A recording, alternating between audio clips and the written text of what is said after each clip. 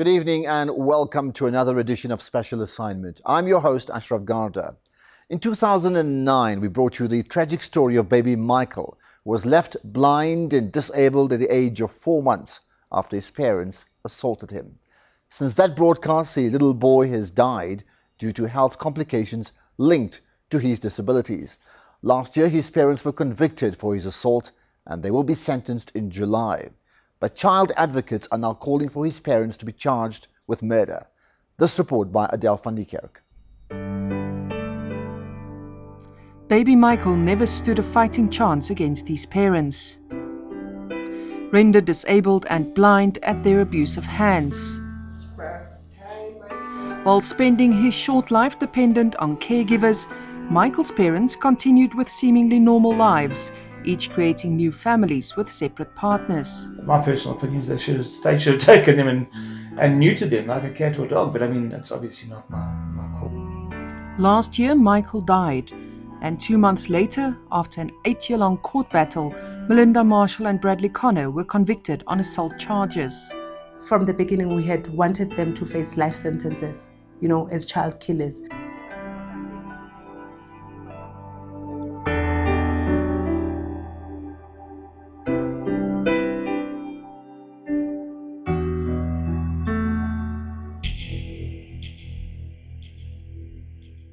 On the morning of 4 October 2003, 3-month-old Michael Connor was admitted to hospital. Once a healthy and normal baby, his fragile body now lay motionless. It would later emerge that his parents had shaken and throttled him and bashed his head against a hard surface. It was not until the following morning that his grandmother took the unresponsive baby to the emergency room.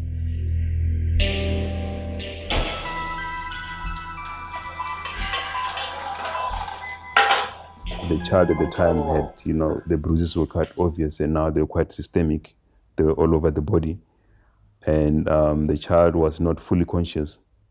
And when they investigated more, they actually found that the child now this time has bled a lot, has bled into the brain. It wasn't just bleeding that we saw before, small bleeds that we saw before, which was just at the back of the eye. And this time the child had bled into the brain, and as a result, the child had been fitting, and the child had lost consciousness. Michael's 18-year-old parents, Melinda Marshall and Bradley Connor, were immediately under suspicion. This was the second time Michael was admitted to hospital with suspicious injuries. When we examined the child, we realized that the child had bruises, over the face. That then we inquired as to what caused those bruises. And the explanation that came was unsatisfactory. It was basically that the child had fallen from not a very high height, and the child had rolled and hit itself against a stereo.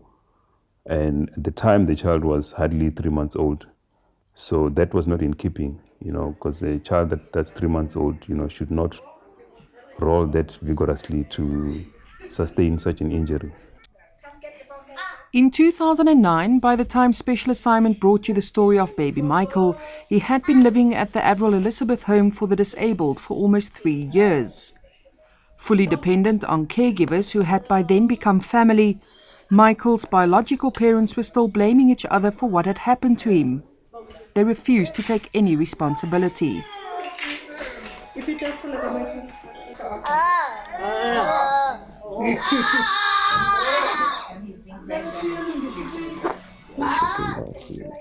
By now, State Prosecutor Karina Kutsia had taken on the case after Melinda changed her plea to not guilty and Bradley almost got away with a mere fine for child negligence. The plea of guilty was then changed to one of not guilty, and the case was again postponed for the joining of Bradley, because on the explanation of plea explanation that she had given that resulted in the change of the plea, she made him, this person, solely responsible for the injuries. Here Melinda can be seen outside the Johannesburg High Court last year as the trial against her and Bradley was drawing to a close. They were both convicted for assault with the intent to do grievous bodily harm. They will be sentenced in July.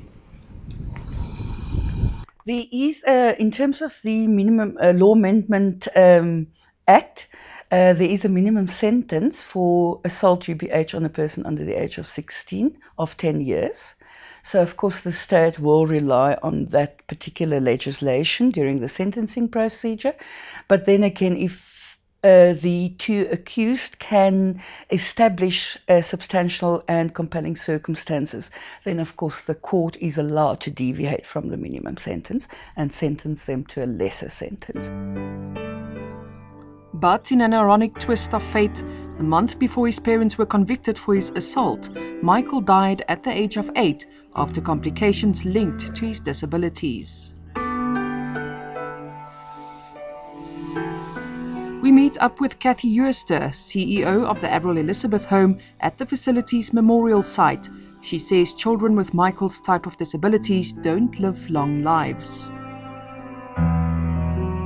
Unfortunately, with Michael's condition, with the spastic quadriplegia, he developed a number of upper respiratory tract infections. So with being in a wheelchair and unable to move his body a lot, he couldn't get rid of the phlegm that was built up in his lungs. So he used to get these infections. And, through chest physio, we would get rid of the phlegm. Continuous physiotherapy like that. But unfortunately, it did happen. And for the last few years, he was, he had recurring upper respiratory tract infections. Hello, my big boy. That's my big boy to you. Gwen and Andrew Hedges were Michael's host parents, which meant they paid him regular visits at the Adel Elizabeth Home and also took him to their house for weekends, holidays and birthdays. The first thing we did as host parents was we got Michael sunburned. We took him out on a walk, and of course he'd never been in the sun. And we took him out, and we came back, and this little guy was all red in the face, and we kind of realized that he had never seen the sun, and he'd never been out, and he'd never experienced going out in the garden and doing whatever. He was now getting love. He wasn't just lying in a corner and existing. He was getting therapies, he was getting stimulation, he was being well fed, and he grew, and he finally started to grow into the little boy that he was before he passed away. The couple was warned by Michael's caregivers that his disabilities will mean an early death and that they should be prepared for this. But the end still came as a shock. Towards the end it got really, really bad, and the second to last hospital visit was scary, to say the least. To see him lying there convulsing, arcing backwards. I didn't know it was possible for a body to contort in so many different ways. And I just sat next to his bed and I just said to him, Mikey, if it's time, Mummy says it's fine, you can go now, you could go walk with the angels. Should Michael Connor's parents be charged with murder? More in a moment.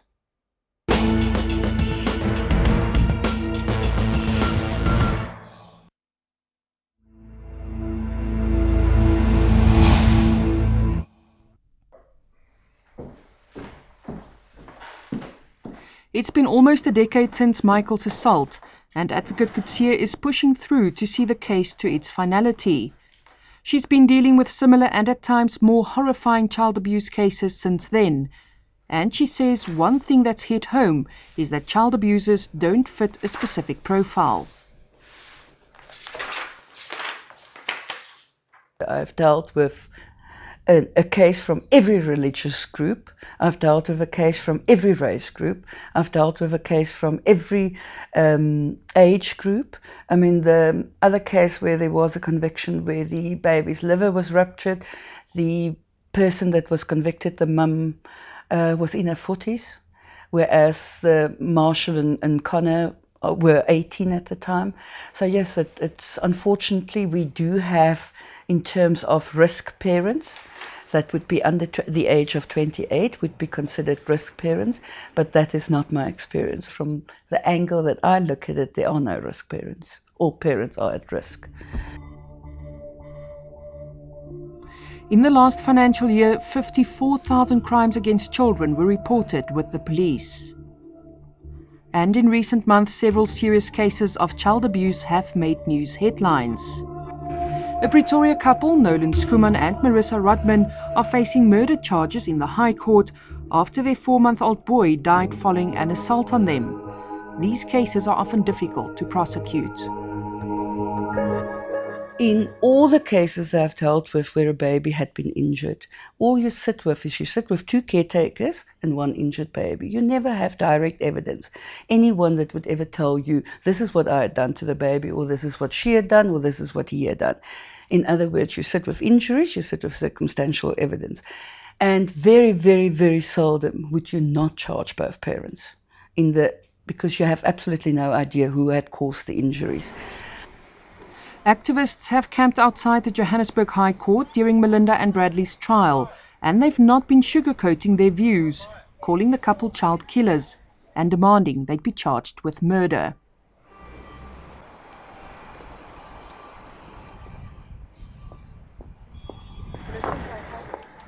We meet up with Vincentia Dlamini from the organisation Women and Men Against Child Abuse, who has been following the criminal trial closely.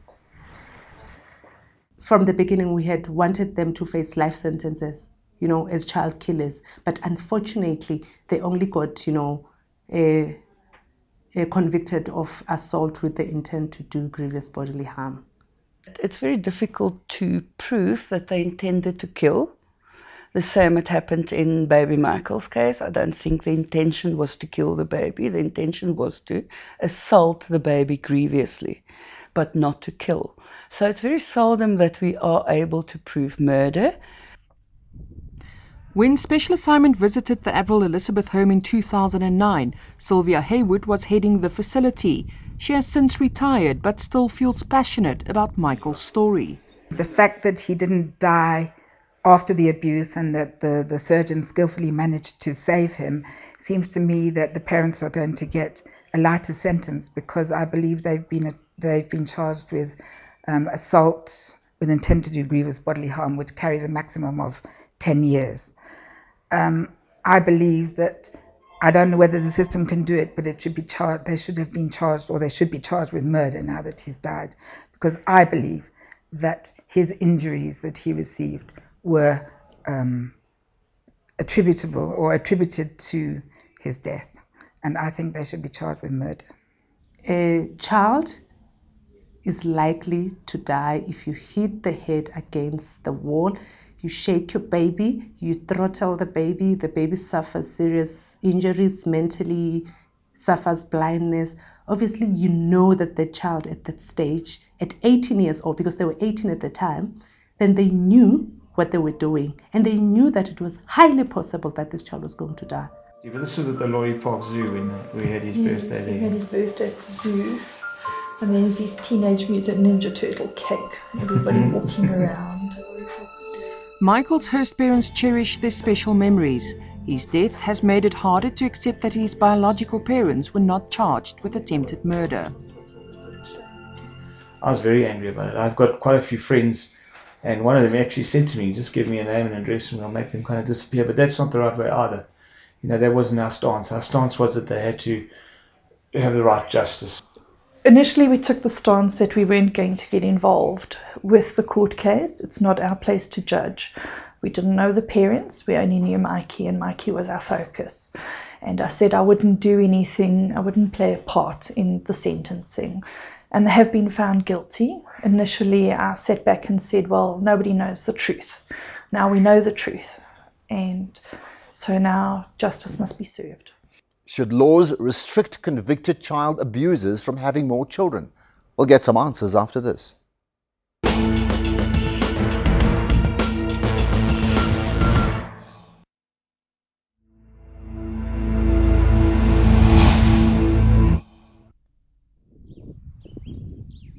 In 2009, Special Assignment met with Melinda Marshall, who agreed to an interview. Since Michael's assault and during her trial, Melinda had separated from Bradley. She married and subsequently had 2 children. Melinda said she deserved a second chance. If I could do it differently, then yes, I would do it differently. But it's happened now, it's done. There's nothing I can do about it. But I would like them to give me a second chance. I deserve another chance. his children. Should not Melinda maintained her innocence during the trial. She also echoed this during her interview with Special Assignment. I agree that he was abused. But I'm being honest when I say it was not by me. I would never hurt him. I loved him to death. I would never hurt him. There are days where I think about him every single day and I wish I could just hold him and say sorry that it happened to him. I wish I could take back what I did to him, but unfortunately I can't. The Hedges say Melinda's testimony during her trial upset them deeply. One of the comments that Melinda made during the court case was that she was never allowed to see her child, and that upset her. The truth behind that is that she had my contact details. The social welfare had arranged that if she did want to see him, she could phone me, we could meet on neutral grounds, and I would take Mikey to go and see her. But reality is that in the 5 years that he was with us, she never sent an SMS for his birthday. She never once picked up the phone and phoned us. Not a Christmas present, not a birthday present, nothing. Melinda, through her attorney, declined to speak to Special Assignment for a follow-up interview out of fear that it can negatively affect the outcome of the sentencing procedure set down for July. During court proceedings, it emerged that Bradley also had another child since the assault on Michael. He had fathered this child with an underaged girl who was in foster care at the time. Both the girl and her child have since been removed from Bradley's home. Advocate Kutsia says there's no legislation that prohibits trial-awaiting, convicted or sentenced child abusers from having more children. There is no legislation prohibiting further children from parents that had been convicted in this manner, or for abuse on a child, whatever type of abuse they had perpetrated on the child. There's absolutely no legislation, though the Department of Social Development normally would open a file on this family, as had happened in both the cases of this couple. Mr. Connor, the child welfare is well aware of him, and the same with Ms. Marshall's children. I mean, there is a social worker appointed to monitor the family. I feel very sorry for the other children. I mean, there's another 3 children that are being affected by this now. Bradley's got a child and Melinda's got 2. And in a way, if there is any abuse going on, if they are sentenced and sent to jail, those children will be protected from the abuse. But I also think it's very sad that they are not going to grow up with their parents. That, you know, in their developing years and the years where they build their character, they're not going to have their parents around, which every child actually deserves. Child abuse cases, such as the Michael Connor case, always highlight calls for forced sterilization of child abusers. My personal opinion is that the state should have taken them and neutered them like a cat or a dog, but I mean, that's obviously not my call. What I would like to see happening is that once parents who abuse their children, or in fact anybody who abuses a child, has been found guilty of that abuse, then there should be an extra punishment apart from a jail sentence, and that should be that it should be made sure that they can never have children again. You would never get past the Constitution, and as a law practitioner, I absolutely would prefer the constitutional requirements be met rather than our emotional requirements be met. No, I mean, in terms of the Constitution, that is absolutely impossible. Kitty, yes. What noise does the kitty make? Meow. Meow, meow. And what's the kitty lying on the floor? Good job. Good job. Who do we have here again? Gwen and Andrew are in the process of establishing the Michael John Connor Institute in Michael's honor. It will be incorporated into the existing care centre for disabled children. For them, this was a fitting way to keep Michael's memory alive. Put your hands on the table for me. Good job. Where's the kitty? Look here.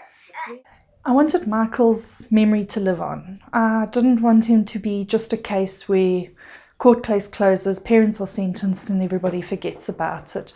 There are so many children out there going through similar situations as Mikey. So we said we would take our daycare, incorporate it into the Michael John Connor Institute, and for every argument's sake, 8 paying parents, we would then be able to fund a welfare case. As the sentencing of Bradley Connor and Melinda Marshall draw closer, child advocates will be keeping a watchful eye on the outcome. We are hoping that there's going to be maximum sentencing in this case, and that's going to send out a strong message. And we would really not tolerate, because it's high time that people understand that we cannot tolerate this behavior. Our children are innocent and vulnerable and they're fragile. They need us to protect them. And parents like this, they don't deserve any mercy.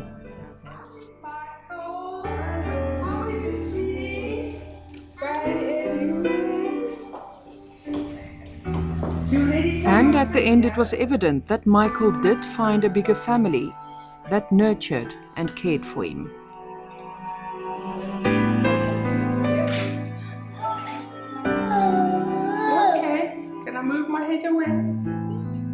I remember when I used to go to see him, he had his little mouth when you talked to him, he used to turn his head towards you. He couldn't see you because he was blind, but he recognized voices, and he used to have a little smile on his face, and that smile really touched my heart. And if you actually physically touched Michael, he used to get that little smile on his face. Yes, he was very abused, and yes, he didn't lead a normal life, but I hope at Adel Elizabeth Home we gave him the best life that he could have under the circumstances.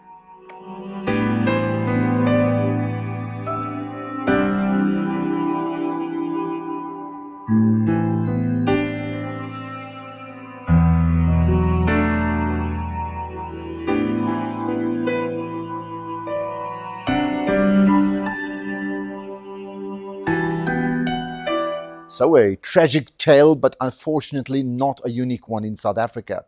What's your view on the seemingly growing problem of child abuse and possible solutions to prevent it? You can tweet your comments using the hashtag special assignment. You can also message us via Facebook or email us at truth@sabc.co.za. Well, I've picked out 2 comments from last week's show of the convicted drug courier Shani Krebs' return to South Africa after 18 years in a Thai jail. Mendy Lemley tweeted, "Drug traffickers should be left to rot in foreign jails. How many lives are ruined by the drugs they smuggle?" And on Facebook, Garth Kirsten Landman comments, "At least Shani has learnt from his experience. He has never claimed he was innocent, and now he can turn things around." Well, congratulations in order for Fatima Simji of Health E! News for her piece Behind Her Smile that she produced for Special Assignment. It won her the Discovery Best Young Health Journalist of the Year award. Well, that's it for tonight. Join us again next week when we point out the issues that matter.